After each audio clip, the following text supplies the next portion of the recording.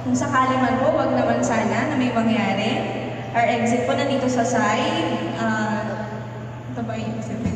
And then, dito po sa ating harapan. Ayan, yan po ang ating exit. And entrance, pareho na rin. And then, so let us acknowledge the presence of our participants and guests this morning. But before that, let me introduce you to my regional office. And ako po si Carla. Siguro po ay sawang-sawa na po kayo sa aking mukha at boses. Good morning po. So let us acknowledge our participants today.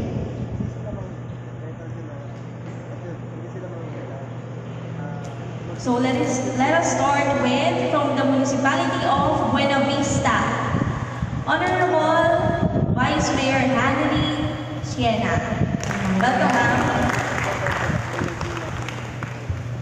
And the President of the Provincial Federation of Sangguniang Kabataan, we have Honorable Lauren Rosales. Good morning, sir.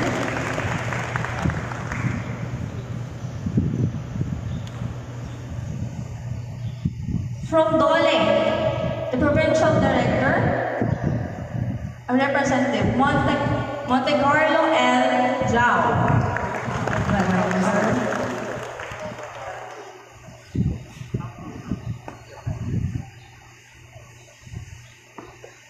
From DTI, we have a representative, Ms. Rochelle M. Clamor. Good morning, ma'am. From DPWH, Representative, Engineer Josefina, Engineer Salvador. And from DENR, we have our Pedro, Ma'am Imelda MPS. Good morning, ma'am.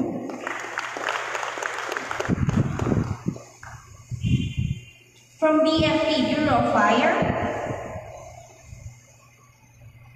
Superintendent Maria Nanette C. Calapan.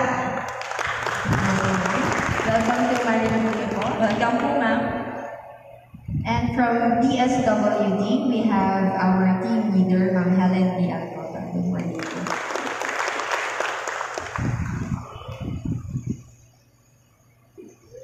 From our media partners, we have from Marinduque News, of course, Mr. Adrian O. Rosales.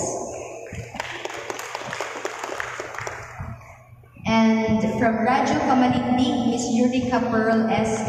Gapilang. Good morning.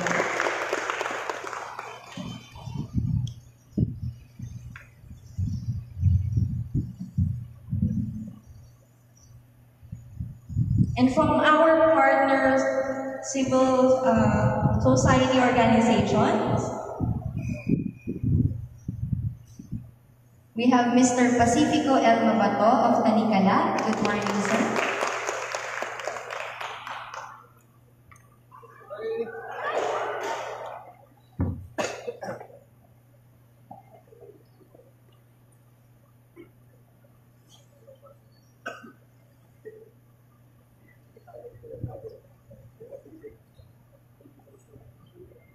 Pastor Rosauro A. Escadilla. Sir? Sir, si Pastor. Okay. And then we have Pastor Romel Valdez from Hong Kong. Good morning, sir. Ma'am Lilibeth M. Langbon. Good morning po. Mr. Ranil Z. Nambio. Good morning po, sir. And Ma'am Elizabeth E. Manggol. Welcome, ma'am. we have Miss Lalita M. Natal. Good morning po, ma'am. And Sir Fernan B. Malacote.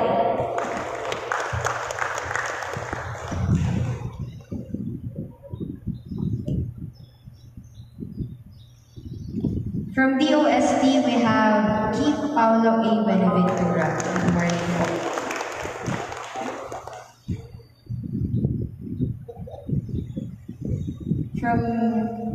From PSA, Ma'am Gemma and Office. Meron pa po ba kami na-miss na tawagin? Ay, of course, our information officers po. From Buena Vista, our information officer, Mr. Ryan Sarmiento. Good morning, sir. And of course, we have barangay participants here. From Barangay Malinaw of Torrijos. Welcome po. and the information officer of BUAC, Ma'am Jingjing Toto.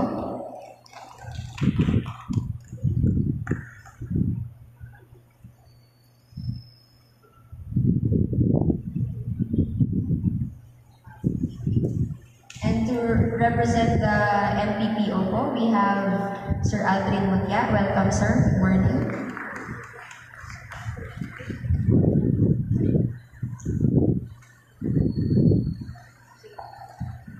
Ayan.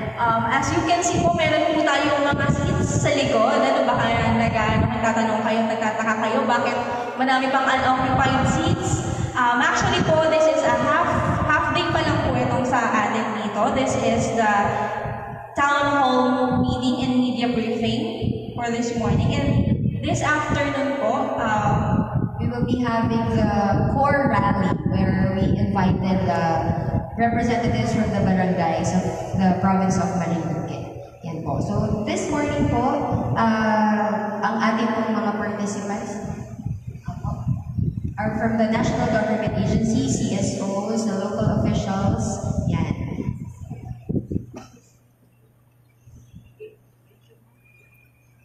And of course po, because this is an activity with the DILG Mimaropa, we have here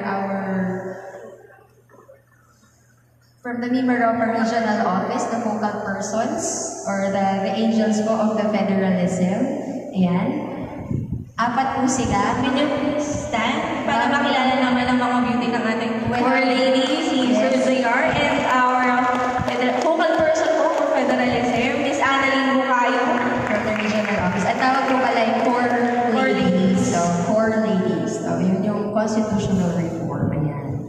And they've been to 3. Tama ba? Actually, pang third pa. 2 provinces already. So they have been to Palawan And Oriental Mindoro. And third, itong province of Marinduque to be visited for the provincial roadshow. Yeah. So thank you very much po and welcome again to the province of Marinduque. I believe first time itong tatlo na mapunta.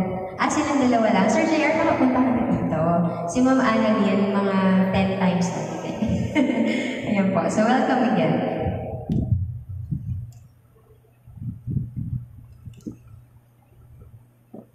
Now let us hear from our provincial director, Sir Frederick C. Gumabol, for his opening message.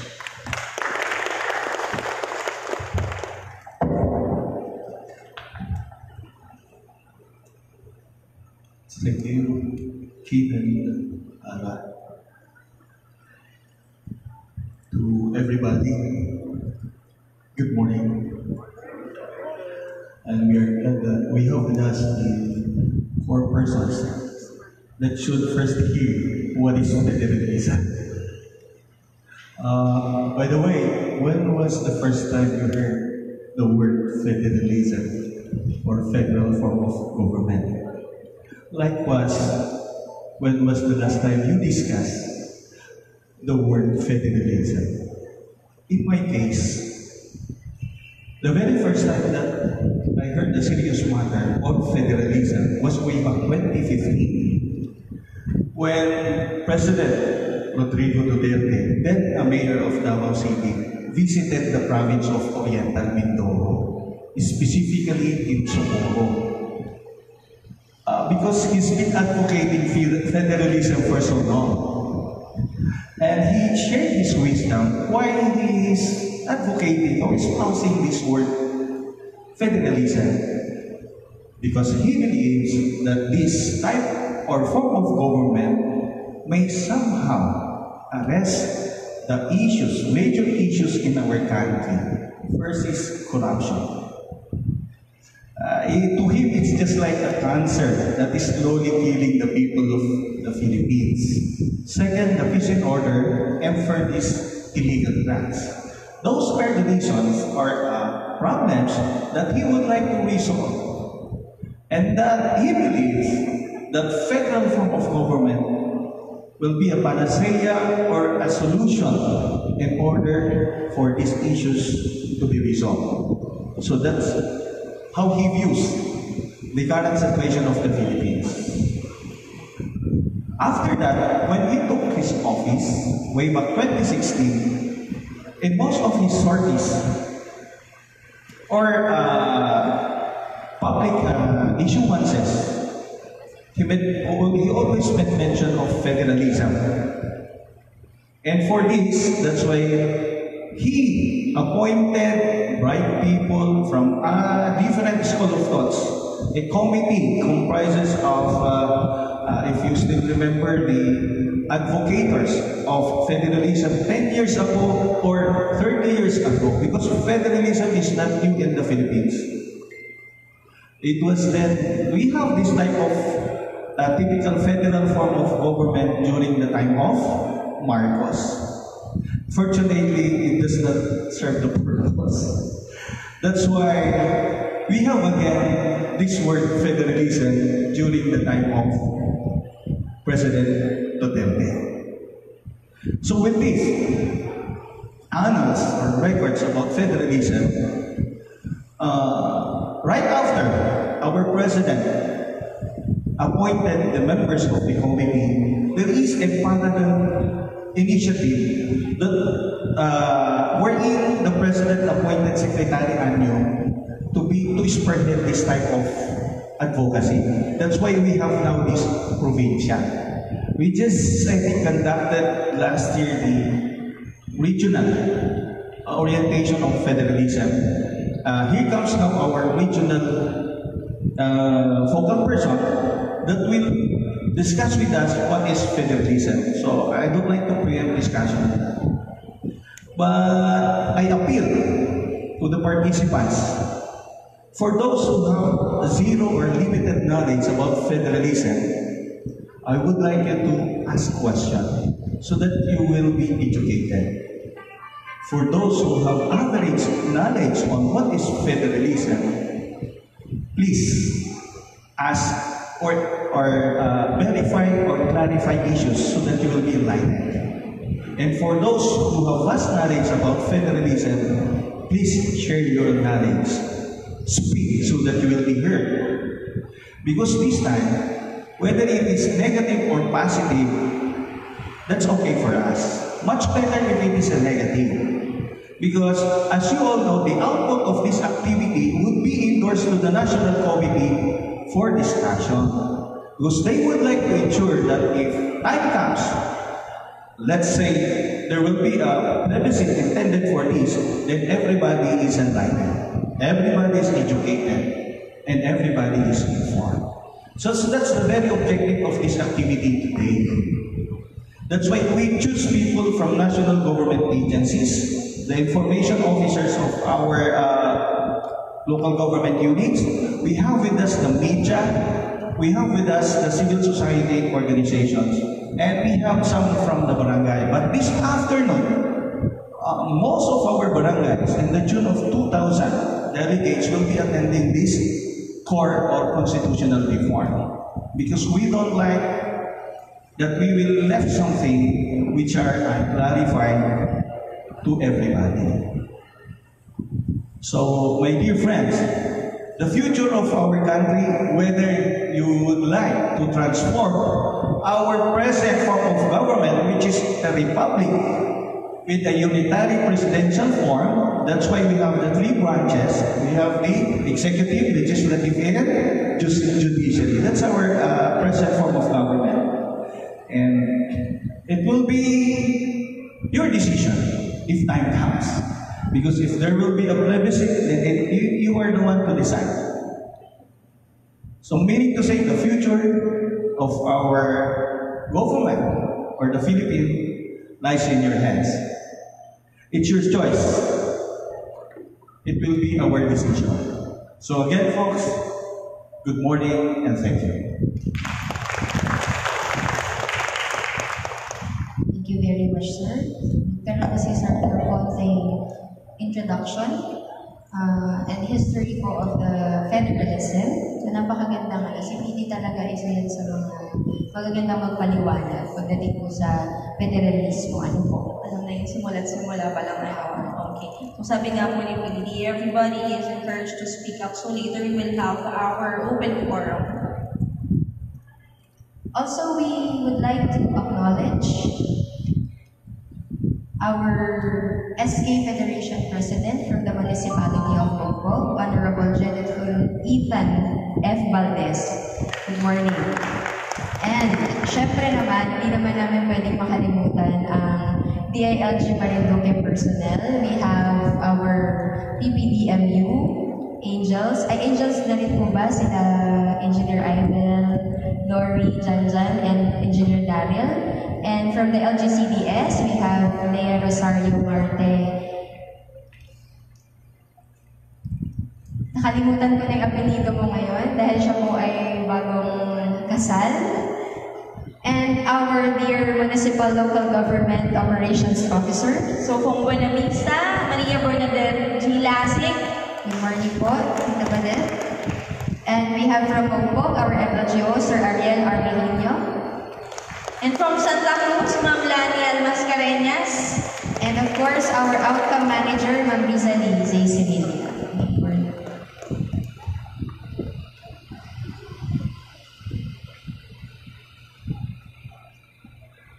So without further ado po, introduce po muna namin ang aming speaker. Our speaker hails from the city of Puerto Princesa, Palawan, where he also graduated from one of the reputable universities in the province. In the year 2007, he was elected as Sangguniang Kabataan Chairman in his community. He was re-elected to the same post during the succeeding election in 2010, and currently he is an active officer of the 402nd Squadron of the Philippine Coast Guard Auxiliary District of Palawan as Lieutenant Junior Grade. In 2017, he was commissioned to be the community facilitator of the Masa-Masid program, or Mamamayang Ayaw sa Anomalya at Mamamayang Ayaw sa Illegal na Droga of the DILG assigned in the city of Puerto Princesa. And due to his performance in public service, he was assigned in the regional office of DILG Limanova as Regional Project Officer of the Center for Federalism and Constitutional Reform.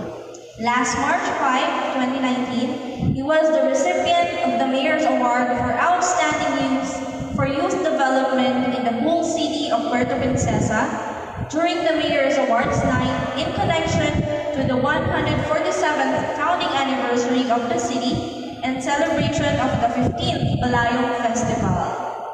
Ladies and gentlemen, let us all welcome Sir Armando Palanca Bolifardo Jr.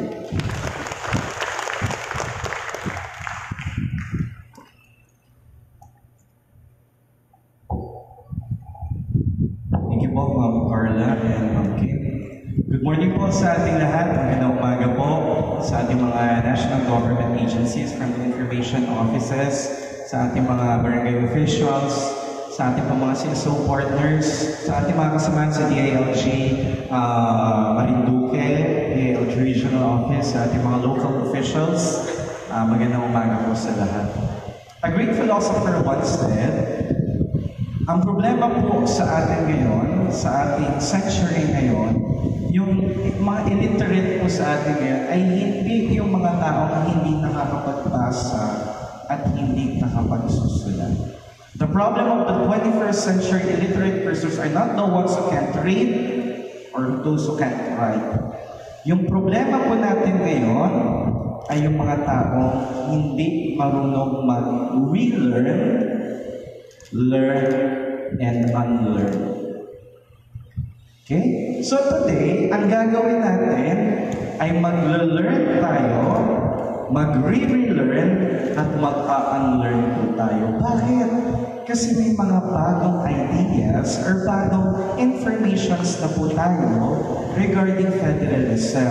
Ito po kasing federalism, by way of background, last December 7, 2017, ang ating pong mahal na Pangulo ay naglabas ng Executive Order number 10 kung saan magbubuo ng tinatawag na Consultative Committee tasked to review the 1987 Constitution. Ito, ang chairman po nito ang ating former Chief Justice Renato Puno, co-chaired po ng ating tatay sa Local Government Code, si Tatay Nene Pimentel, which is yung isa po sa kanya po talagang adhikain at advokasya ay maging isang federal na bansa po ang Pilipinas, kaya lang hindi na po naabutan ni Tatay Nene. So, on the first quarter of 2018, nagkaroon po, nag-convene na ang itong consultative committee, and ditong sa mga second quarter of 2018, nagkaroon po ng draft na constitution, proposed draft constitution, na kung saan tinatawag po na Bayanihan Federalism Constitution. Ito po ay inendorso sa Pangulo before ang kanyang pong State of the Nation Address. Kaya lang, nung nireview ng Pangulo, maraming mga issues na umuubog patungkol sa federalismo.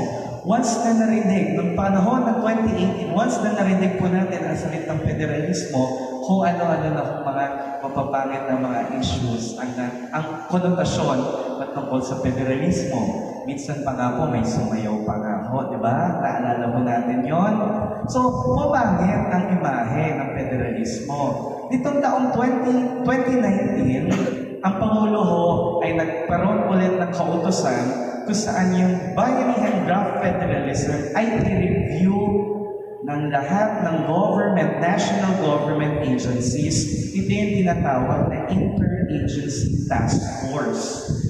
Dito po, yung mga major departments po natin ay nagsama-sama upang i-review ulit itong Bayanihan Federalism at mag-come up ng isang draft kung saan yung advantage ay mapupunta sa ating mga local government units, sa ating mga mamamayan. Medyo technical kasi si Bayanihan Federalism.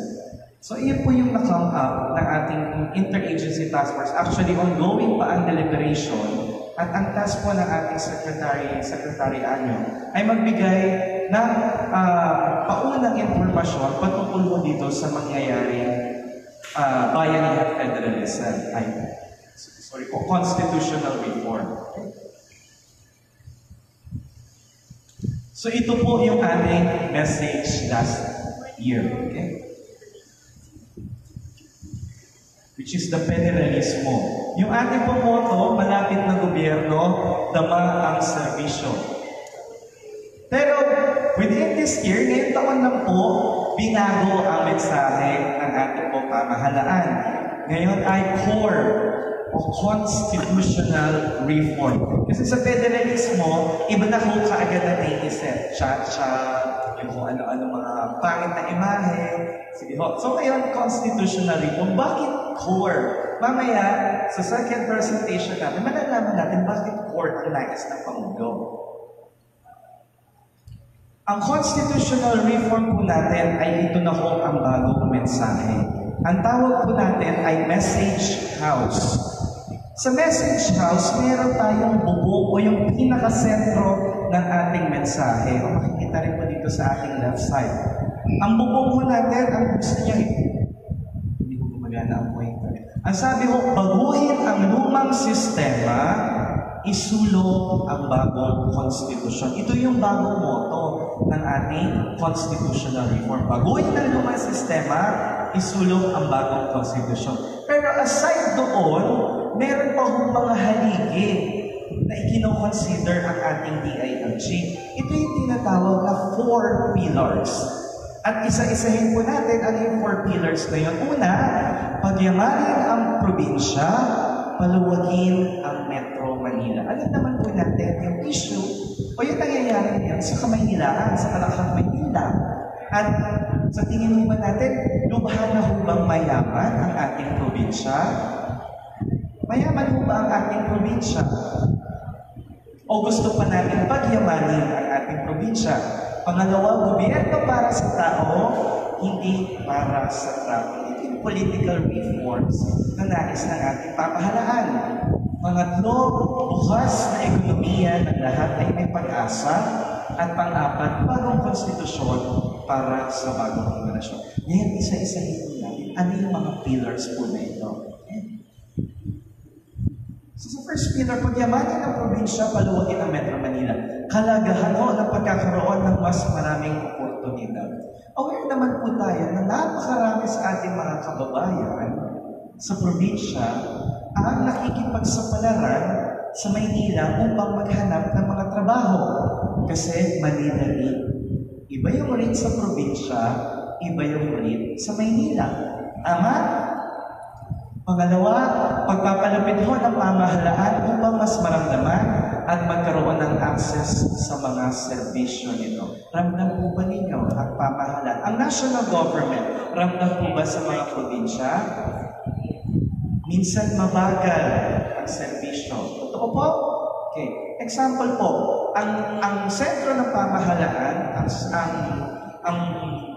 ang opisina ng ating Pangulo, ang Malacanang ay nasa lungsod ng Maynila. Ang ating pong Kongreso ay nasa lungsod ng Quezon. Ang Senado ay nasa lungsod ng Pasay. Ang ating Korte Suprema ay nasa lungsod ng Maynila. Lahat po ng mga major branches, yung mga offices ng major branches natin sa government ay nasa NCR. Paano yung mga serbisyo o mas napapabagal ang serbisyo kung yung ating mga kababayan sa mga malalayong rehiyon ay hindi ganun kaabot ang NCR. Mabagal ang serbisyo. Example, may taga-DepEd po ba tayo dito? May taga-DepEd po. Example, okay? Hindi ko alam kung ano ho, kung may taga-DepEd po, kontrahin po ako kung mali ang sinasabi ko. Kapag nagre-request tayo ng isang classroom, si school principal, for example, nag-request ng classroom worth 1 million. Ngayon ito si school principal, magre-letter kay division superintendent. Ikakatlan daw po ako sa iyo.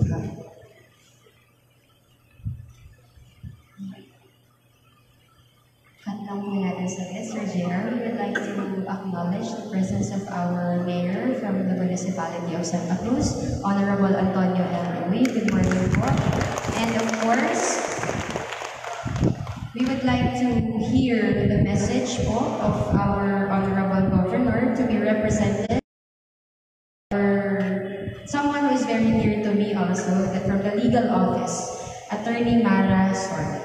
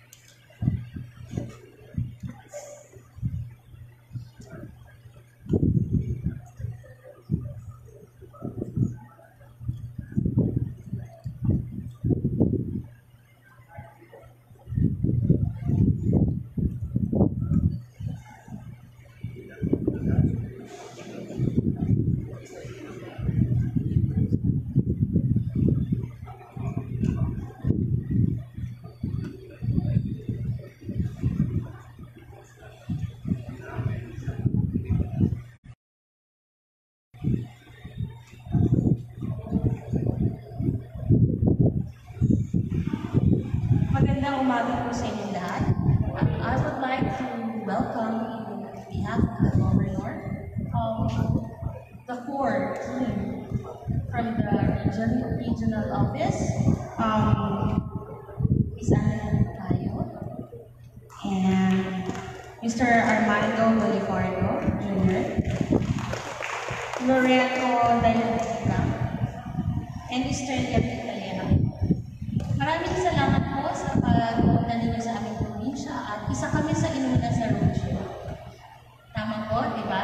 I heard that you've been already in different parts of the Philippines and masaya po kami na isa kami sa naunang pinuntahan ninyo na probinsya.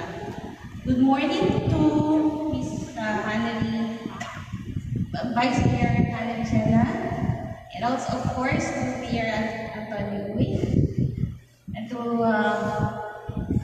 our board member Gucci Rosales,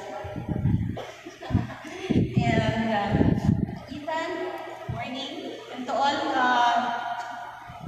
our representatives from different MGAs, and to all, to everyone present here, magandang umaga po sa inyong lahat. Ang roadshow na ito po ay napakagandang opportunity para mapag-usapan ang dapat i-reform sa ating Constitution. Dahil po, sa panahong ito ay kailangan talaga ng constitutional amendments. Unang-una po ay ang sa IRA. Kailangan po ng pondo ng mga LGUs, lalo na ang Marinduque. Maliit po ang ating pondo at pag nagkaroon po ng isa po sa mga ginagawang amendments ay maayos ang internal revenue allotment. That's why isa sa mga pillars na kita ko ay pagyamanin ang probinsya. Pag pinagyaman ng ating probinsya, maa-address po natin ang mga pangangailangan ng ating mga kababayan. We will be able to address the needs of the LGU and our constituents. Yung pangalawa po ay gobyerno. Sorry ha, tinatouch ko to although ano nyo to. Pero gusto ko magpasalamat. Ito yung kung ano yung nasa isip namin about the 4 pillars. Ito naman po pala, pangalawa, gobyerno para sa tao. Alam naman po natin na yung present administration ay isang gobyerno para sa tao. You know that, especially Governor Velasco is a man for the people.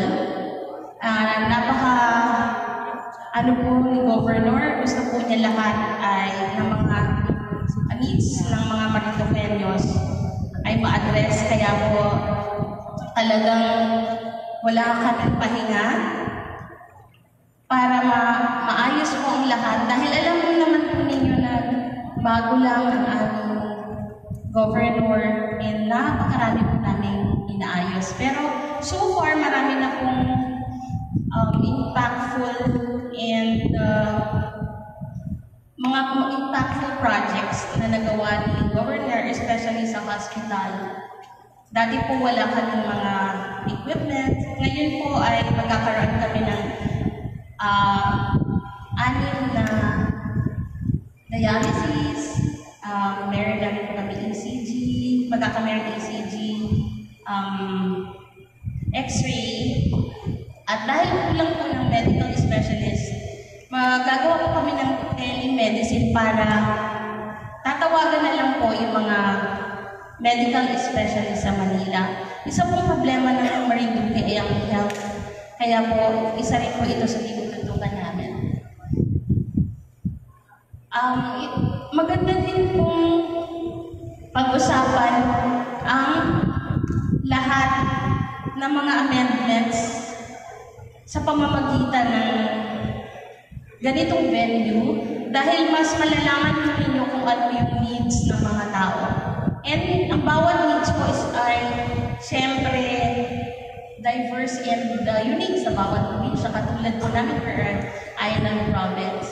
So with this, through this venue and process, malalaman po natin ano ba talaga ang kailangan.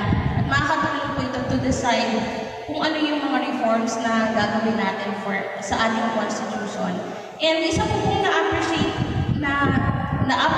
namin ay yung dialogue with the youth. Dahil po kailangan i-reform ang constitution na nalalaman natin ano ang situation ng present generation. So, ang isang constitution nag-a-address ng problema or issues ng present generation, I think will be very effective. So, I know mas malalim at syempre pinaghandaan ng team ng DILG Maropa, na to. So let's support them. And sana po mas marami pang dumating mamayang tao. And I'm sure po na maraming na-invite this afternoon. I hope that we will come up with a very positive result and magiging maganda po ang outcome ng roadshow na ito. So in behalf again of the Governor, I'd like to thank everyone for your presence and support of our event today. And again, magandang umaga po.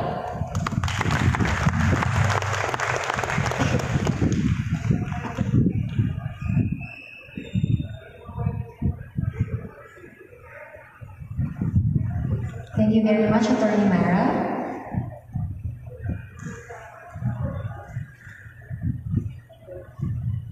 And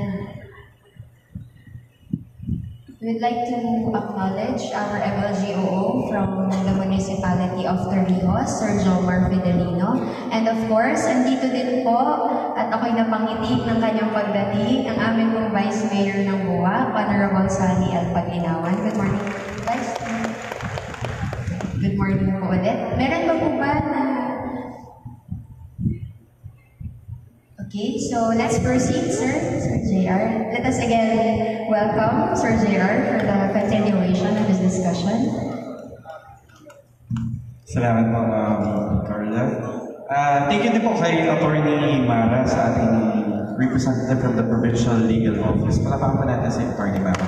At yun po yung ini-issue namin sa constitutional reform. Na-discuss natin yung regarding yun sa income revenue allotment later on para aware tayo ano pa yung ating mga revisions when it comes to the finance natin.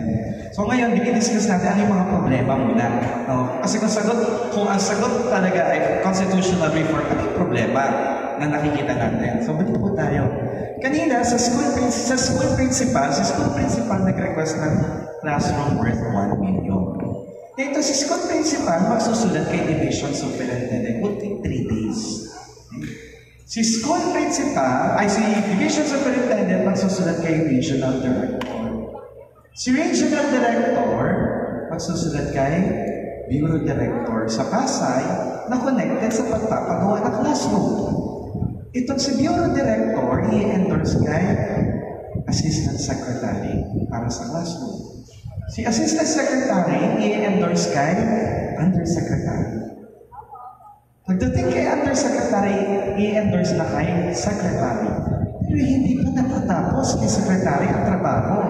Kasi ito po hahanapan pa ng pondo doon sa GAA ng DepEd kung ito ba ay pasok sa pondo. It would take another 6 months doon sa Kongreso para i-deliberate yung pondo. Ngayon yung pondo na dapat para kay senior high na estudyante, nakapag-college na lang, hindi pa napapagawa dahil sa tagal mo ng proseso, yung bureaucracia, yun yung nais natin, iwasan o tanggalin at bawasan.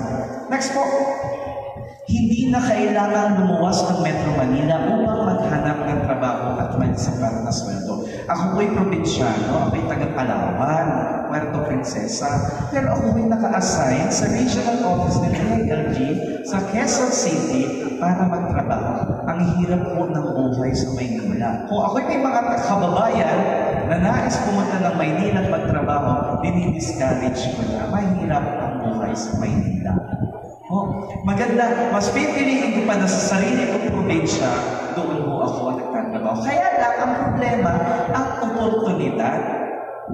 at yung rate ng provincial rate natin. Okay? Example ho, ito po yung tinatawag natin GDP ng ating bansa. Sa GDP na to, ito yung kita, 62% ang nagko-contribute lang po ay 3 rehiyon. NCR, Central Luzon, at ang Calabarzon. Bakit? Kasi sila yung malalapit doon sa may oportunidad, sila yung malalapit doon sa may development. E sige Maropa, ilan yung GDP share natin? Meron lang po tayong 1.68 na GDP.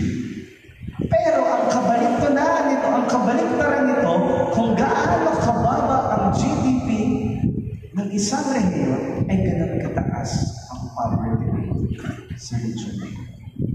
If we would go to ARMM, ang kanilang GDP share ay 0.84, pero ang poverty rate ay nasa 58%. If we would go to Lanao, ang kanilang poverty rate ay nasa 78%, na ang ibig sabihin, 7 sa 10 Pilipino na nasa Lanao, isang beses lang kumain sa isang araw. Ganun kahirap ang mga malalayong rehiyon. Ganun kahirap ang mga rehiyon na malayo sa sentro ng pamahalaan. Kasi isa tayong sentralisadong pamahalaan. Ito po ang itsura ng Maynila araw-araw.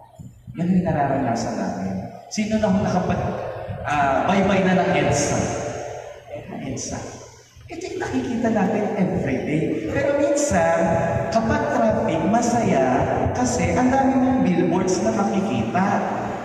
So, ini-enjoy mo na lang. Ito yung mga example ng billboards doon. Ay, ito pa ho. Ganito ang mga tao mag-abang ng sasakyan. Ako, sa unang pagtapa ko sa Maynila, ako'y sa Maynila Kongwa nakatira. Doon ko naranasan makipagsikuhan para lang makasakay ng jeep. Makipag-unahan, tumakbo sa kahabaan ng Commonwealth para makasakay ng jeep. Ganito ko kahirap yung ating transport system. Kasi ang dami ng tao sa Maynila. Ayan mo. Ayan. Pero kapag nasa EDSA ka na, ang dami mga billboards na nakakatawa. Isa na po dito si Orotan. Ang sabi niya, bili na kayo please. Pag nakabenta kami, next time may endorser na kami. Kasi yung mga billboards doon, ang dami mga endorser na artista. Ito wala silang endorser. Isa pa po, hindi sa pinopromote ko si Orotan ha. Sabi niya, bili na kayo please. Wala kaming work pag di kami nakabenta. Meron isang beses, si St. Peter, na merong billboard, anong EDSA. At ang nakasulat, 50% off. Hurry na. Tapos, nung sumunod na buwan, si St. Peter ulit nakasulat, buy one, take one. From July to December. Sige naman nakakaaliw, anong EDSA. Pero, kapag ang EDSA ay lumuwag, nakakatakot. Kasi habang nagdadrive ka, ang luwag-luwag, hindi naman ka na, may problema ba sa gobyerno natin? Kasi everyday ang secretary, ito po ang EDSA, November 1, 2019. Bakit ang luwag? Kasi 80% ng mga mamamayan sa Metro Manila ay hindi taga Metro Manila. Sila ay mga taga-probinsya na nagtatrabaho lang sa Maynila. So kung papaluwagin natin ang Maynila at yung mga tao ay babalik sa kanya-kanyang probinsya, ang ganda po tignan ng ating mga kakalsada. Tama ho? Ayan ho, ang luwag. November 1. Minsan lang po mangyari ito undas kapag long weekend at kapag may laban ho si Manny Pacquiao. Ang luwag ho ng ating kalsada sa EDSA. Yun ang first pillar. Now, second pillar, gobyerno para sa tao, hindi para sa tao. Ano yung mga problema mo sa ating current system? Mas maiaangat ang quality standards ng mga kandidato at matatanggal ang popularity concept. Sa Pilipinas mo kasi ngayon, sasayaw ka lang sa commercial mo, senador ka na. Tama? Okay? Pagtanggal ho ng political dynasties, political parties at bawal akong malumbing na lingkod bayan. Ngayon, ano ho yung kwento? Naghahanap ako ng kwento na pwede kong ma-share regarding dito sa second pillar na ito. At pagpasensyahan nyo na po at sa Bible ko nakuha yung kwento.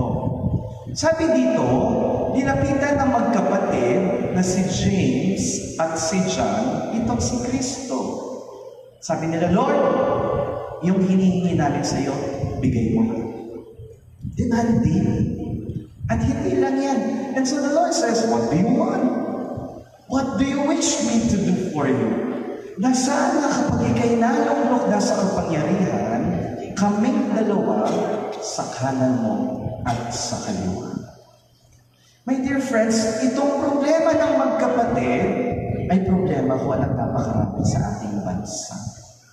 That sense of being on top, that sense of being number one, that sense of being in position of power or authority, that sense of being ako na andito at kayo hindi. Mantakin mo natin yan. Akala ko sa Amerika lang ang maraming may topa. Sa Pilipinas maraming baliw din pala.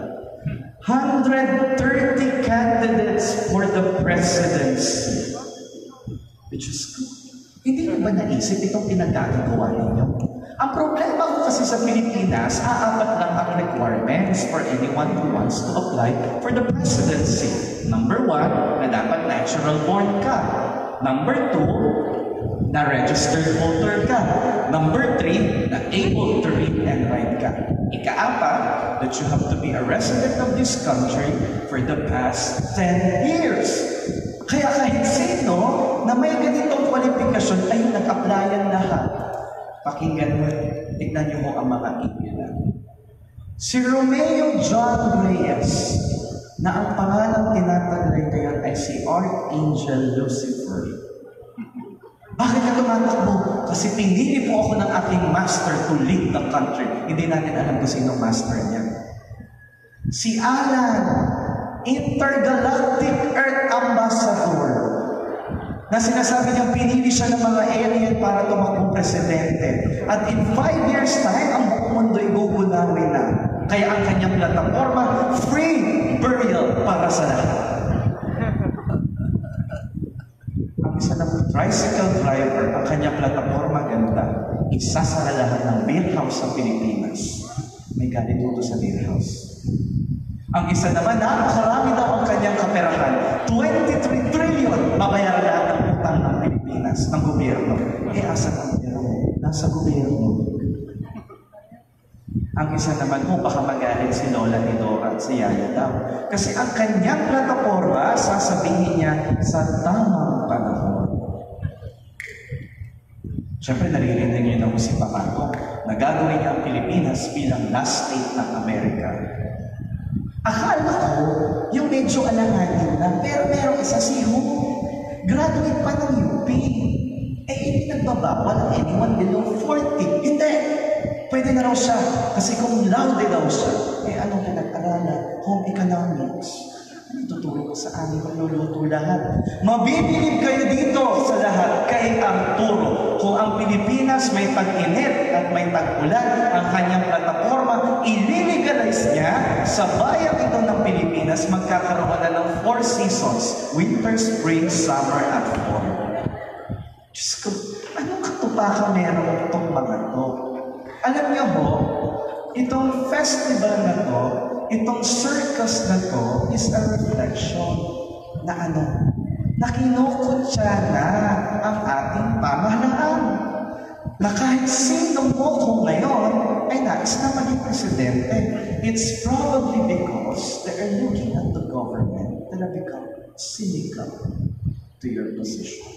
Na yung katagang kagalang-galang, ay parang hindi na kayo kagalang-galang. Bakit? Eh lahat na ng may topa kasama na.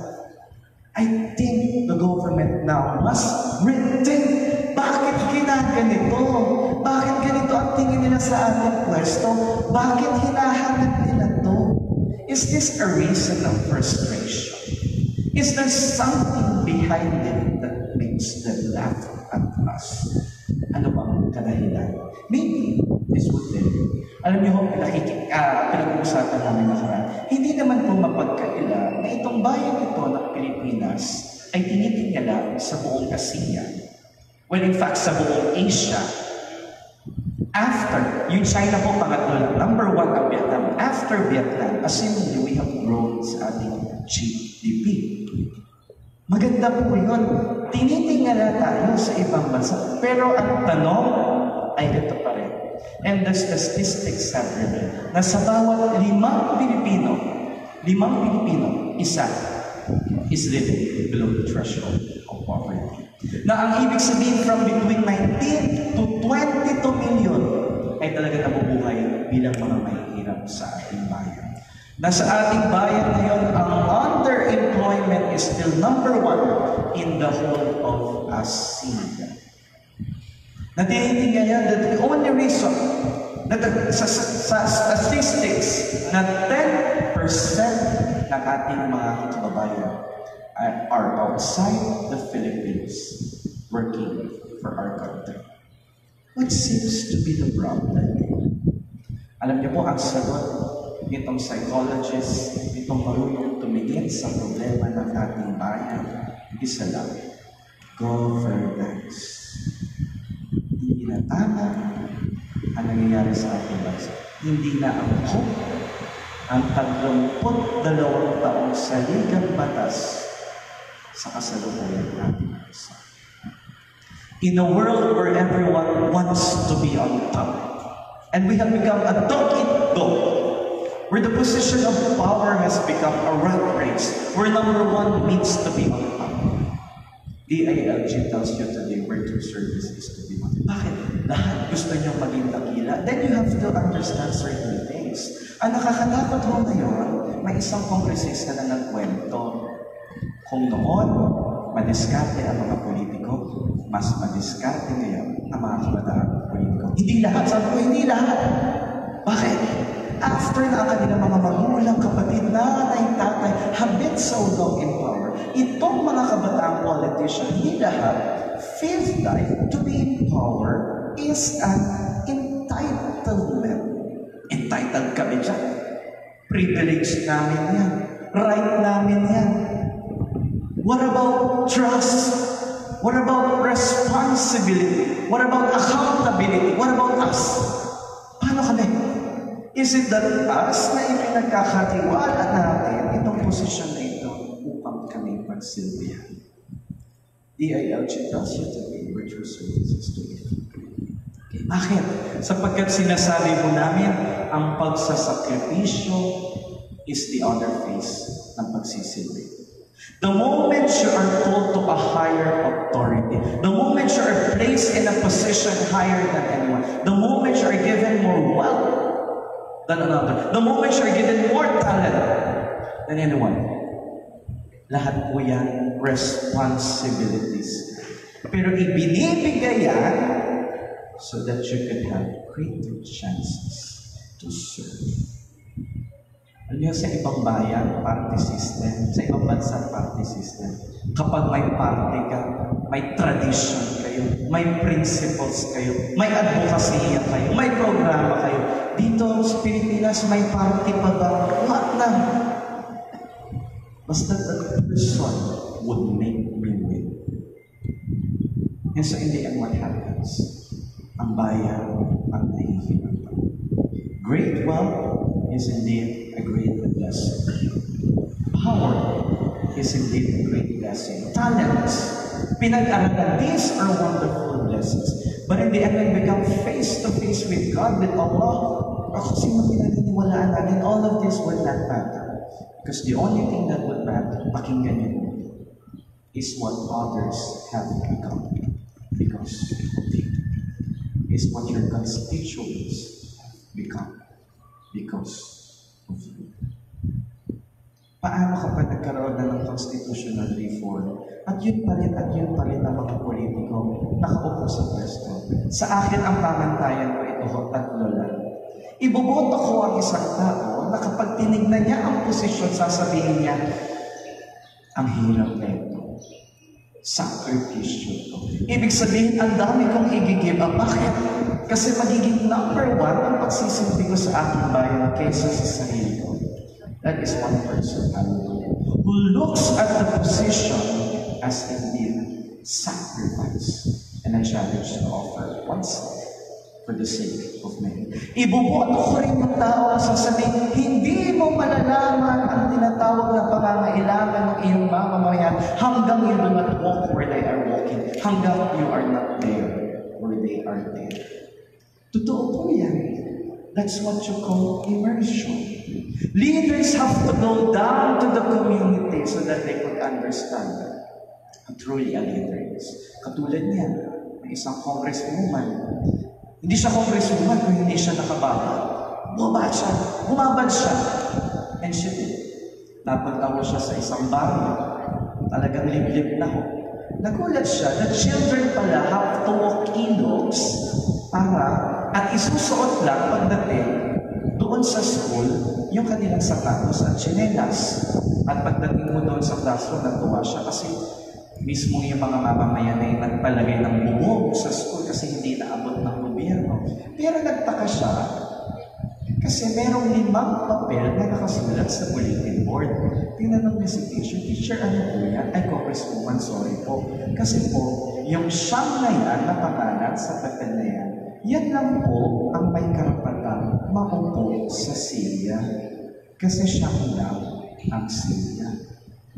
And so the next day, yung susunod na siya, yun naman po ang maupo.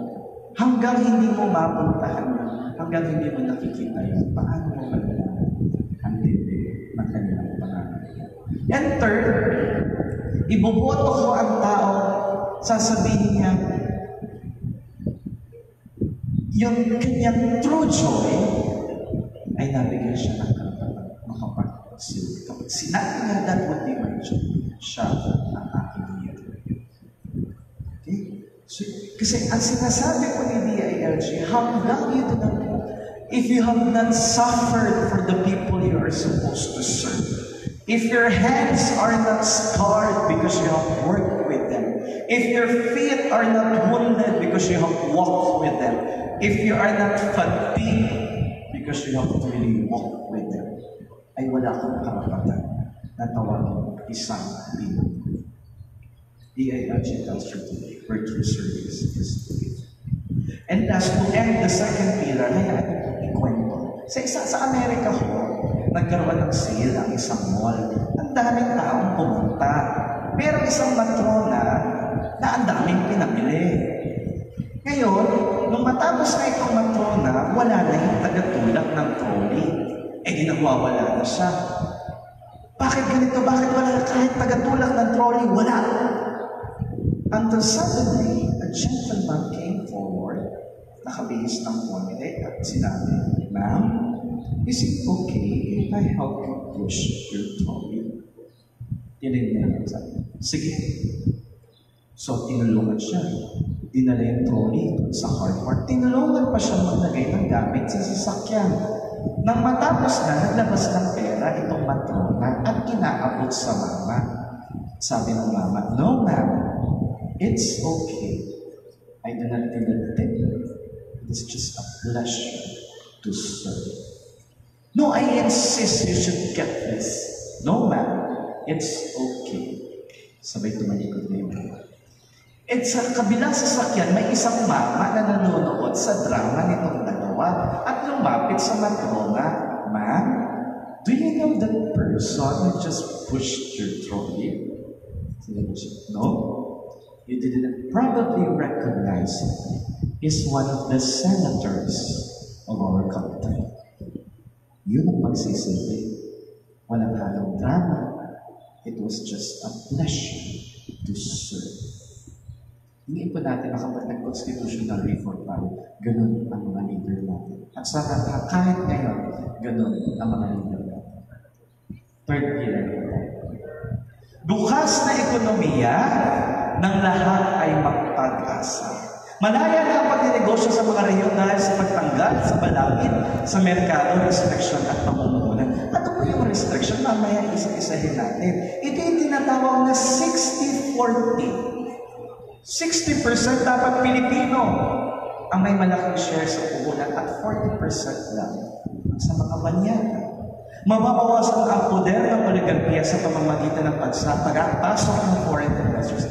Ano po itong mga oligarchs? Itong mga oligarchs, ito yung mga kilala na mga negosyante na kumukontrol sa ekonomiya ng Pilipinas. Hindi ang ekonomiya kinokontrol nila. Sometimes they control our executive system, our legislative system, even our judiciary system. Paano? Sino naman nakapunta ng SM North? Yes, yes. Sa SM North, malapit po doon ang North Station ng MRT. Nung tinatayo si North Station, malapit dapat kay SM. Ngayon nagaling si Trinoma nung nalaman na malapit kay SM. Ngayon nagsumbong si Trinoma. Hindi dapat kay Trinoma malapit. So nang ilalagay na kay Trinoma, nagalit din si SM. Para hindi magalit itong mga oligarkiya, inilagay sa gitna ng dalawang mall. So walang galit, patas ang laban. But people have to walk 100 meters sa initan para makapunta sa istasyon. Sinong nagsasuffer? Yung mga ordinaryong mamamayang Pilipino. Iwasan na natin o babawasan ang mga oligarkiya at papapasukin ang mga foreign investors. Ang citizenship restrictions ay dapat ipaubayan na lang sa wisdom ng Congress. Sabi mo dito, in the whole of Asia, the Philippines is unique for being the only country to fail to have poverty 25 years from 1990 to 2050. Hindi pa ako pinapanganak. Mukha lang po ako 37, pero 27 pa lang po ako. Okay? 1992 ako pinanganak, pero 1990, hanggang ngayon, hindi pa rin nangangalahati ang ating poverty sa bansa. Kasi edad ng ating saligang batas, which is 32 years na. What seems to be the problem? Yung sagot kanina, hindi na angkop ang sistema sa kasalukuyan na nangyayari sa ating bansa. Sa fourth pillar, bagong konstitusyon para sa bagong henerasyon. Paglagay mo ng flexible na dynamic sa sistema ng gobyerno, mas madali lang makapag-a-adjust sa mga kailangan ng panahon. Bakit flexible? Katulad po ng sinabi ni Atty. Mara kanina, unique po ang Pilipinas dahil iba't iba ang ating kultura. Sa Mountain Province mo, may nag-request ng kabayo kay Congressman. Ngayon si Congressman, hindi niya pwede i-justify yung kabayo dahil ma-audit siya. Ang binigay ni Congressman, 4x4. Hanggang sa nabulok ang sasakyan, hanggang sa hindi nagamit ang sasakyan, hindi nakaakyat ng bundok ng sasakyan dahil kabayo lang ang para doon sa Mountain Province. Hindi flexible ang ating batas. Pagpapalakas ng relasyon at paglalaganap ng signed peace agreement sa mga taga-Mindanao. Panahon na ho para baguhin ang ating konstitusyon. Panahon na para makinabang ang lahat ng Pilipino. At panahon na para sa tunay ng pagbabago. Dahil ho, itong saligang batas, hindi ho natin totally papalitan. Ang dami ho natatakot kasi sabi, i-wipe out si 1987 Constitution. Hindi po. May mga certain provisions lang na i-revise na hindi na angkop sa kasalukuyan. Ang tanong, kung revisions or amendment, bakit hindi na lang magpasa ang Kongreso? Total amendment lang naman I-revise lang natin, bakit natin papalit na ang entire Constitution? Ito ho ang sagot. Paano kung i-amend natin itong mga provision at after 5 years, after 10 years, may bagong mga namumuno na ayaw sa ganito, na gusto ay yung sarili nilang kapakanan, revisions na naman. Pero kung i-enshrine natin sa Constitution, itong mga revisions ay malabo na at matatagal ang pagpapalit o pag-aaral dito. Dahil ito po ay para sa tao at para sa tao. Okay? So yun po ang aking first presentation. Actually, may speaker po sana na para dito. Pagpasensyahan nila Ako ulit ang speaker ninyo dahil hindi ko nakarating dahil may sakit daw ako. Okay? So, ililipat ko na po.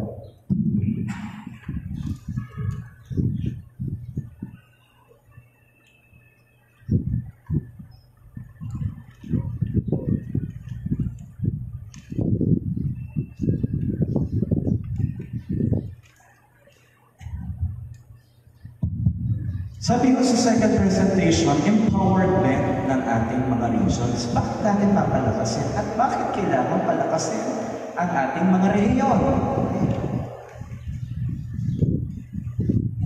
What is the rationale behind the law? Yung constitutional rule. Sabi mo, true change can only happen if we change the core. Yung sentro. Yung pinaka-sentro ng ating bansa, which is the Constitution, kailangan na natin siyang palitan. And hence, change should start from the core of the land, which is the Constitution. At syempre, hindi na po dapat ang Constitution ang magbago. Dapat magbago rin na po tayo. Tama? Ang ating pag-uugali.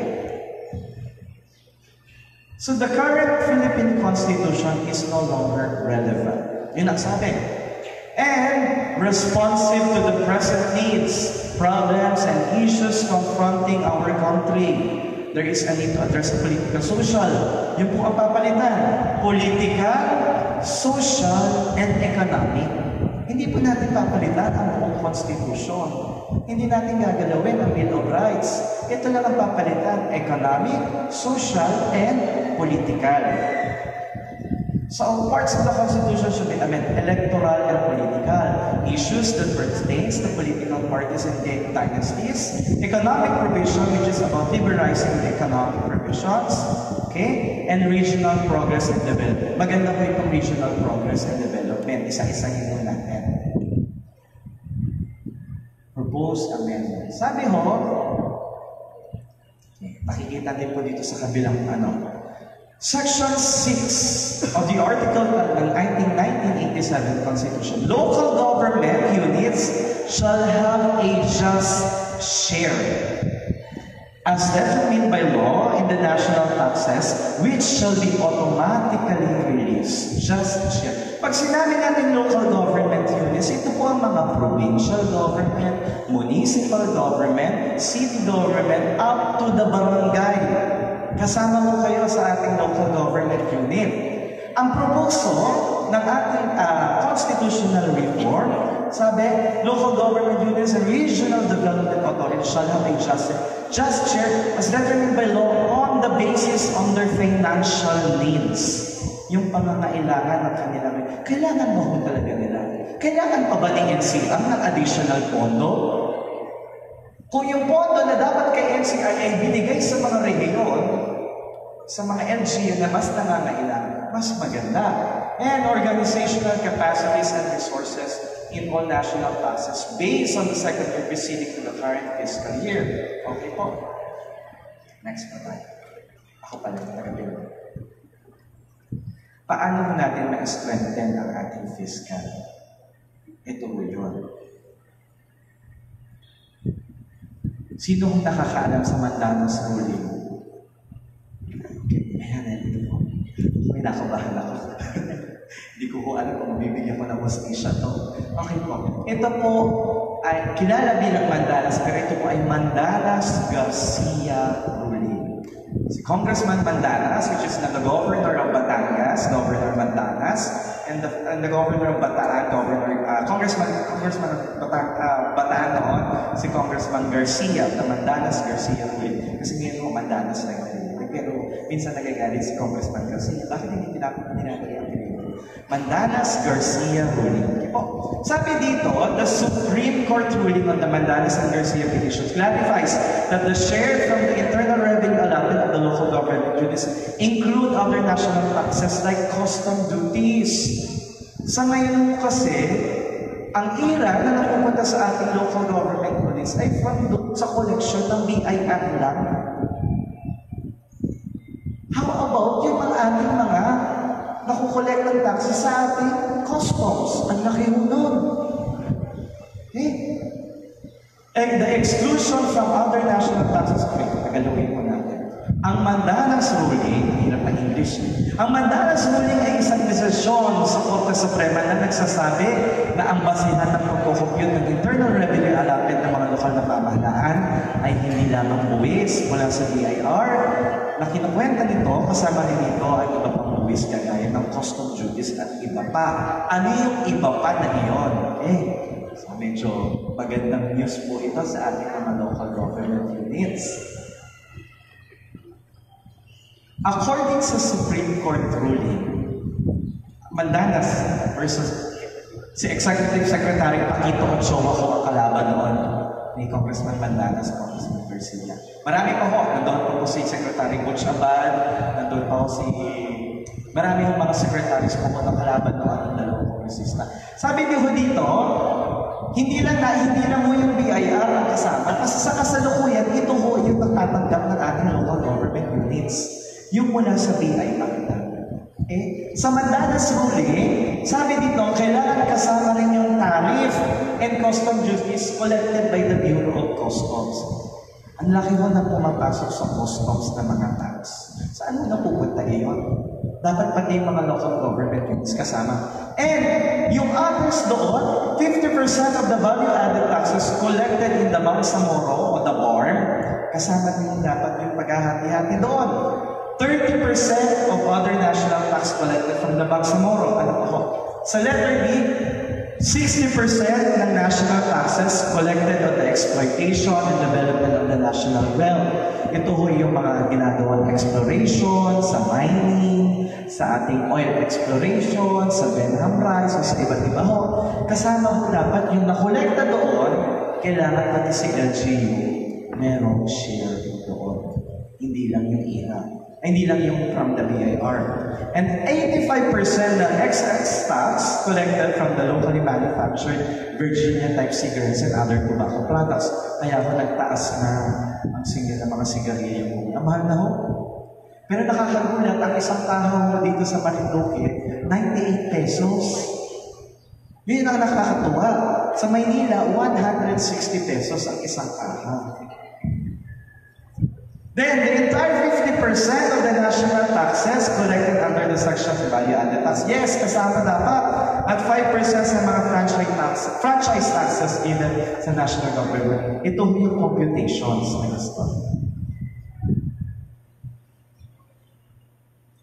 Sabi ho, ang current era, yung 100% po ng pondo ng pamahalaan, 40% po doon, yun lang ang pinaghahatian ng ilang probinsya, ilang munisipyo, ilang mga syudad, at ilang mga barangay. Yung 40% lang po na iyon, ang liit. Now,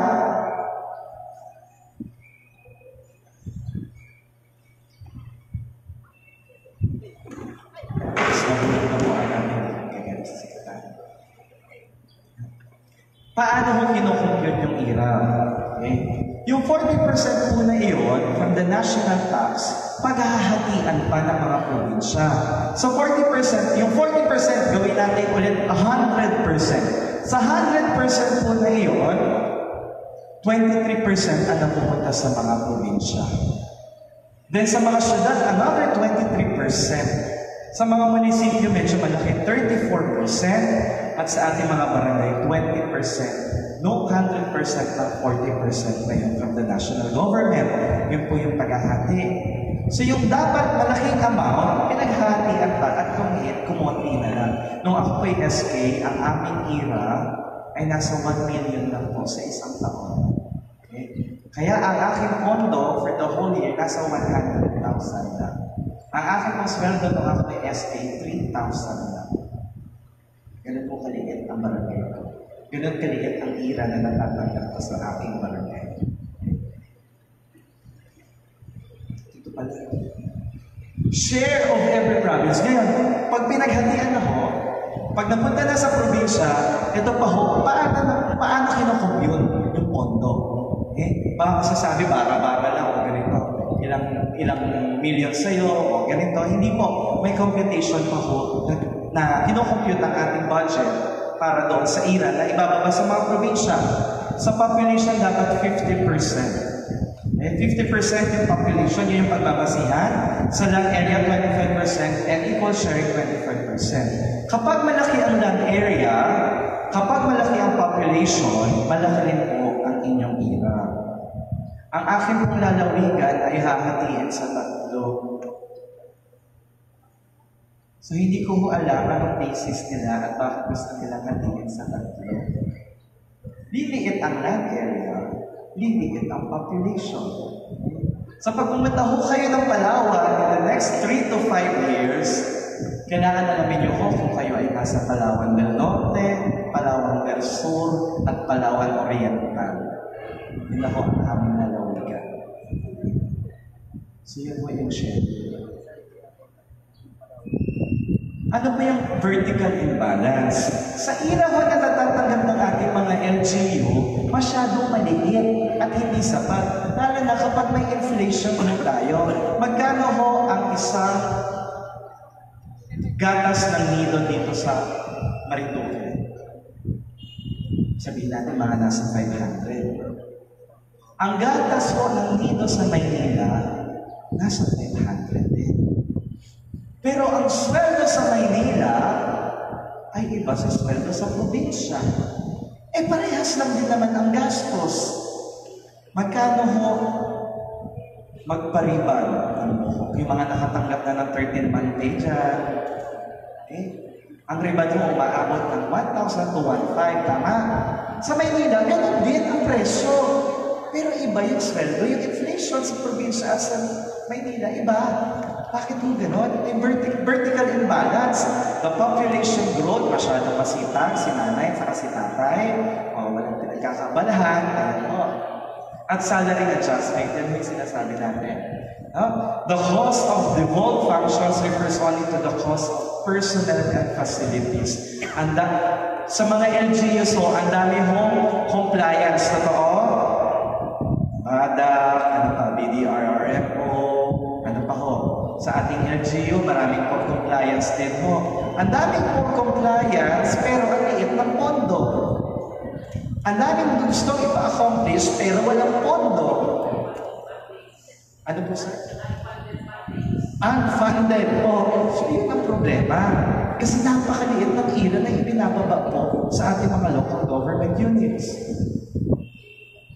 Other than that, ito yung mga functions mo ni LGU para sa kaalaman ng lahat. Kailangan mo land use planning, agricultural extension, ginagawa ko ba natin to? Services and research, baka may magkano sa atin isang senadora. Community-based forest, ginagawa ko ba sa LGU natin to? Solid waste disposal, yes, ginagawa ko ito. Environmental management, pollution control, hospital care, social welfare services. Yung iba ho, hindi na magawa dahil kulang ang pondo, kulang ang pera. Ngayon, ang babalikan si LGU. Eh hindi naman ho nila problema or hindi po nila kasalanan na napakaliit ang kanilang pondo. Ang may kasalanan ay ang sistema mo natin sa ating bansa.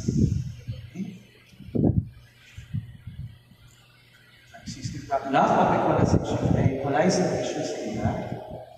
So ito po ang regional development. Isa po sa mga, kanina sa fiscal, mamaya ko pwede tayo mag-ano ng questions. Ngayon ho, sa regional development authorities, ang mga LGUs po ba, may mga municipal development authorities po tayo?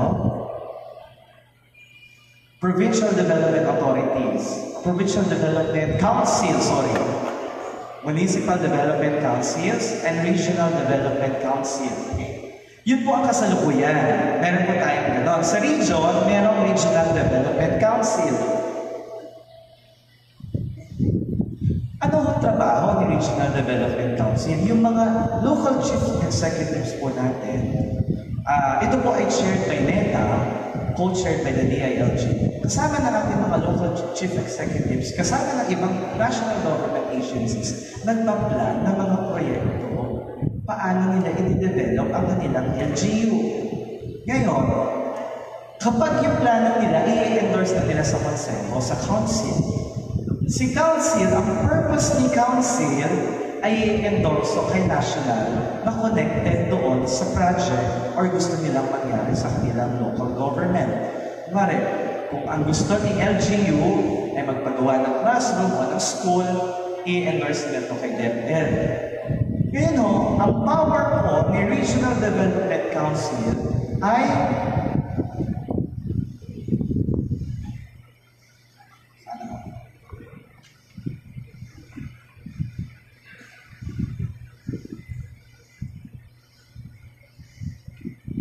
ang Regional Development Council po natin are simply recommendatory body. Pagdating kay ang project na iyon. Ngayon ho, ang proposal daw ay magkaroon creation of Regional Development Authority. So isa na siyang authority, katulad po ng Metropolitan Manila Development Authority or Subic Bay Metropolitan Authority. Yung functions ni Regional Development Authority ay hindi na po recommendatory body, but it would have specific mandate on how regional plans and identification of priority programs can fully realize in accordance to the interests of the respective regions. Sila na po yung mag-i-implement. Kasi magkakaroon na ng pondo ang ating Regional Development Authority. Hindi na siya konsero. Magkakaroon siya ng pondo katulad ni MMDA, katulad ni SMBA, na kung saan sila din yung nagde-develop ng kanilang region o yung nasasakupan nila. And it will be in charge of the implementation of its development plans. Sila rin po mag-i-ensure ng funding. Hindi naman po problema mga local government units sa taas kung ito ba ay mapupondohan o ito ba ay ma-approve dahil sa Regional Development Authority daw po ang mag-i-ensure na ng paghahanap ng pondo para sa mga proyektong ito. And it will serve as a bridge to harmonize national government priorities with that of the regional and local government programs and projects. Last week po, nasa Oriental Mindoro kami. At ang pangako ni Governor Bonds Dolor sa kanyang mga kabarangay, sa mga barangay officials, wag kayong magre-request sa akin ng pagpapagawa ng kalsada. Wag kayong hihingi ng pondo para sa pagpapagawa ng kalsada. Dahil ako na ang bahala sa pagpapagawa ng kalsada, ang isipin nyo lang ay yung paano i-develop ang inyong barangay. Kasi yung functions na dapat ginagawa ng provincial government, yun yung gusto niyang gawin. Yung mga provincial roads, akin na yan. Ang isipin niya paano niya i-develop ang inyong mga sarili-sarili barangay. Ganun din si Regional Development Authority. Siya na kung bahala sa region kung ano yung dapat para sa region. Yung mga pag-implement ng mga programs and funding, siya na ho. Basta, ang focus nyo ay for the local government, ang focus nyo ay para sa inyong mga LGUs, pero, other than that, yung pangrehilan ng mga programa, may iba pang-development na programa, si Regional Development Authority na ang bahala. Okay.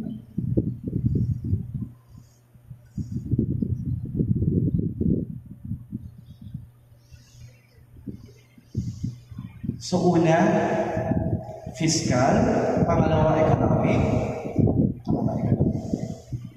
at pangatlo, proposed political and electoral.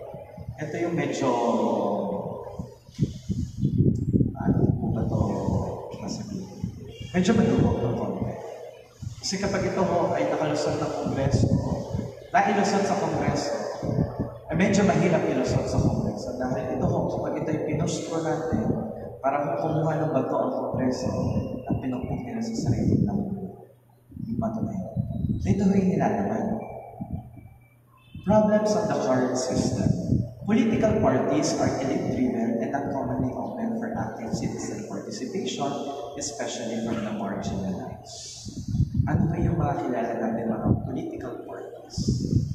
Yung mga partido natin na nasa Kongreso. Meron tayong Gabriela, Anak Bayan, Anak Pawis, Amoy Pawis, Amoy Araw, mga ganun ho na mga party. Mayroon din po tayong mga maraming partido. At meron pa yung isa, yung sikat na sikat nitong after election na nagpupuminit na siya raw ay youth pa. Pero ang sabi ni Commissioner, siya raw ay dugyot na. Dugyot na ho siya kasi siya ay overage na. Siya ay still youth pa rin daw. Hindi na po. Medyo magulo kasi ang political. Yun ang gustong i-ano ni Commissioner Watson. medyo magulo yung ating politika, lalo na sa ating party system. And sa ibang bansa, kokoonti lang po o bilang lang ang mga political parties. Sa Amerika, meron tayong Democrats, meron tayong Republicans, merong mga union sa Inglaterra, sa Great Britain, merong Union Party, pero nakalimutan ko ibang partido. Sa Pilipinas, ang daming party. Ilaban, UNA, KMS, KMJS, ang daming party.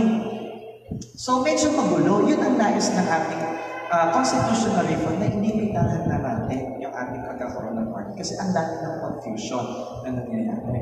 And formulation of political parties not based on principle is not based on principle but on personality. Kapag sikat ka, ikaw kaagad yung ilalagay doon sa partido na yun. Ikaw kaagad yung pinaka-nominee sa partido na yun. Hindi ko magbigay ng example. Basta kung alam niya na yan mo, yung mga example. Without any principle, it is almost impossible to distinguish one party to the other. The personality leading to the party decides the whole party.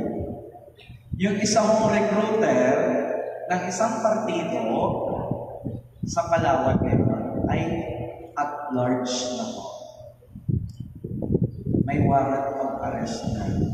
Yung isang recruiter ng isang partido sa aming lalawigan.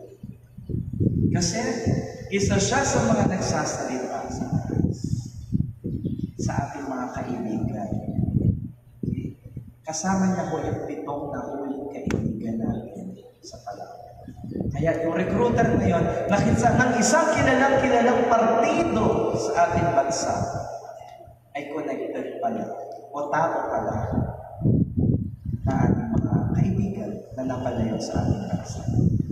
Nakakalapot dahil yung mga partido na yun nagagamit na lang para siraan ang ating pamahalaan.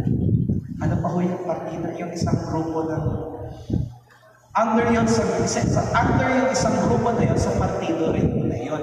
Yung grupo na yun, yan ho yung naglagay ng art sa Lagostina. Opo, kung saan si Yorme ay galit na galit. Yung art na ho na yun, ay hindi ko alam kung sino ho yung kanilang puppet teacher. At yun ho ay naging art para sa kanila. So yung partido minsan nagagamit ng ating mga kaibigan na napalayo sa ating pamahalaan. The personality leading the party decides the whole party. No transparency in the sources of income and expenditure of political parties. Due to lack of transparency, ito na ho, political parties may resort to illegal campaigns, including drug and gambling. Yan ho ba yung pagpapagawa ng mascot? Ang pagpapagawa ng mga placards na iyan. Pambili ng pintura na pinagpipintura sa kalsada, saan mo yan galing ang pera nila? May pondo ho ba yan sila sa pagrarally nila? Sino ba nag-finance? Yun yung isa sa nakikita na nagagamit ang partido para i-finance yung mga activity. Hindi po masama yun. Hindi po masama ang mag-rally. Huwag lang po natin lumihan ang ating bansa. Magkaroon din po tayo ng disiplina sa ating bansa. Citizens with no resource to run campaign is discouraged from running, effectively eliminating new players. Ang dami hong gustong maglingkod sa bayan, pero kapag ikay walang pera, ikay hindi sikat, hindi kilala, wala kang karapatang maglingkod sa Pilipinas. Dahil ang mga nangangalala po kadalasan ay sumasaya. So alam niyo na ho, kung tatakbo kayo for the next election, mag-practice na ho kayo ngayon. Okay? Politicians directly receive financial support from wealthy financiers which promote patronage. Ito ho yung nangyari nung nanalo po ng Pangulo. The third cultism or the balimbing is rampant, especially before and after an election which result in the following. Compromises party integrity and discipline, undermines party programs, policies, platforms, ideologies, contributes to the weakening of political parties and does not guarantee the continuation of long-term policies. Nung nanalo ho ang Pangulo, After ilang weeks, lahat po nagsilipakan sa PDP natin. Mga taga-Liberal Party, una, siguro 80% ng mga kongresista ng PDP laban. Ang natira na lang ay ang Makabayan Bloc. Sila Congressman Zamora, sila si Ifugao Congressman, sila na lang po natira. Ay, ito na lang po ata sila o 10 sila sa Makabayan Bloc. Yun na lang ang natira. Naging balimbing na dati hindi sinusuportahan sa presidente ng eleksyon. So ngayon, ang nais po, 1 year before and 1 year after the election, wala kang karapatang lumipat sa kabilang party. Kung gusto mo sa isang partido, kung nandyan ka sa partido na yan, panindigan mo. Okay?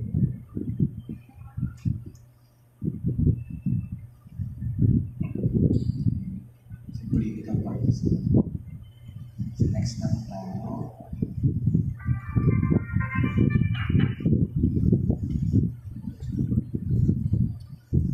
Economic provisions po. Pasensya natin ako, hindi ko ito presentation. Sabi ko dito, liberalization of the economic provision, there is a need. Sabi po ng ating mga eksperto sa constitutional reform, there is a need to amend the 1987 Constitution's economic provisions because some economic policies enshrined in the Constitution serve as a binding constraint to growth that result in lower investment, fewer jobs, poor infrastructures, and non-exclusive development. Nung nabubuhay po si Senator Miriam, kung maalala niyo po yung speech niya during the CJ Corona trial, sabi niya, I tell you, I guarantee you, walang foreign investor na papasok sa ating bansa kung sarado ang ating kung sarado yung provisions po na ito. O kung may limit yung provisions na ito. At totoo, nangyayari talaga siya. The protectionist provisions in the Constitution limit foreign ownership to not promote healthy competition in a dynamic global economy. Nung ginawa ho ang 1987 Constitution, marami pong mga ma-influential pamilya ang kasama ko dito. Ano po ba ito? Yung mga malalaking kumpanya, mga Araneta, mga iba't iba yung sumuporta ko during the EDSA Revolution. Itong palang economic provision, sabi ng mga experts ngayon sa constitutional reform, ginawa to protect yung kanilang interest. Na walang tagalabas ang nais ang dapat pumasok at sila lang ang maglalaro ng economy. Na kung may papasok man, mas malaki pa rin ang share nila at mas malaki pa rin ang kita na makukuha itong mga oligarchs. Ang dati ho ang Pilipinas ang tinitingnan sa ibang bansa dahil sa ekonomiya natin. Pero na nagkaroon tayo ng restrictions, naunahan na po tayo ni Vietnam, naunahan na po tayo ni Cambodia na nag-open ng kanilang restriction. 100% pwede kayong pumasok sa amin, walang restrictions. Ano ang nangyari kay Cambodia at sa ibang bansa sa Southeast Asia? Lumagano. At ang dami ng investors na lumabas. The Philippines is one of the few countries left in the world where restriction of foreign ownership are embodied in the Constitution. Sabi ho to ni Rappler, foreign direct investments in the Philippines dropped 41% in July 2019. Si Rappler na mismo nagsabi. Okay? Kasama pa niya si Vera Files. Marami ho. The country is at the bottom of the ASEAN community in terms of attracting foreign investment. Based on the 10-year data from the World Bank, foreign direct investment inflows in the Philippines only average 1.6% of GDP. So sa entire GDP natin, 1.6 lang ang galing sa foreign investments.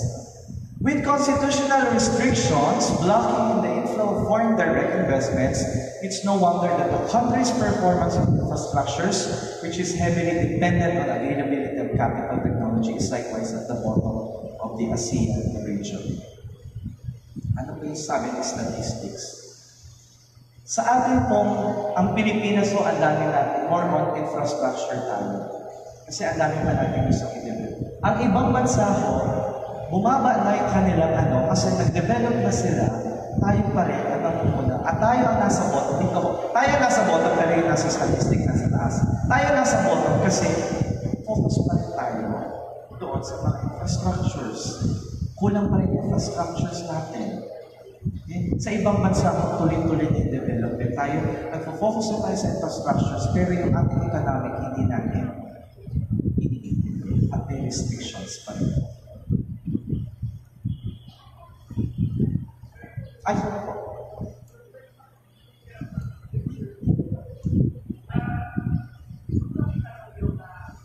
Kaya po microphone kayo.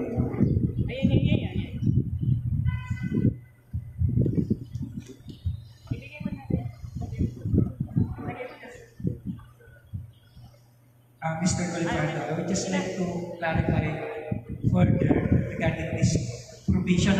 It's one of the pillars, yung liberalization of economic provision. So, kasi, ano ba ang magiging sa economic provision, they will be allowed to own 40%. Ito po yung current. Yung current. Yes. So what you are doing, what this provision is pushing is, Yung open na they will be allowed to own 100% of lands. Yes. Ako naman yan, magtatanong lang ako. Nag-worry din po kayo. Kasi, ang mga Pilipino, maraming mahirap na Pilipino, benta yan sa dami ng mayayamang inche, puro Chinese na ang magamay-ari ng Pilipinas. Madalang ng Pilipino na patriotic, madalang na. Ha? So, ako po, kahit ako ay naging sa PDP, isa ako nasa Education Committee ng PDP before this election. Yan yung kinakatakot ko kasi federalism should be dapat ma-strengthen po natin yung pagiging Pilipino, and then among Filipinos dapat umangat tayo ng sarili. Pero I do not believe that our FDI will increase just by allowing foreigners to own lands in the Philippines. Dito nga yung car, bigyan ka ng example ito yung personal example. Car, bigyan mo yan sa mga mahihirap, benta agad dyan, ako. Hindi nila abong kaling yan. 1 month pa na. Isang 5 taon lamang, 50% owned by the foreigners itong Pilipinas. Amerikano, napakagusto nila dito. Yung mga isla rito, bilhin nila. Hindi dapat ito sa akin. Personal na. So, yan yung inaalala ko lang na kung i-allow natin ito, gusto natin ang umunlad ito, yung Pilipinas, ibigay na natin sa US government ito. Dollars lang nating pera rito. Yun. Pero yung kahit sino, pumunta po kayo sa Manila, nag-ausapan po namin, baka more than 50% ng mga kondo rito, Chinese na po ang lahat ng mga Starbucks, mall, puro Chinese na rito. Bakit? Wala na pong lupa sa China. Maparito na lahat ng mga Chinese. Okotoko po yun. Yun. Sige po, noted po Mayor yung yung suggestion. Maraming salamat po. Pero hindi po sinasabi na according po sa constitutional reform natin sa mga experts, hindi po sinasabi na kapag 100% natin siya, walang restrictions. Yes, there will be still. That is why I was asking you,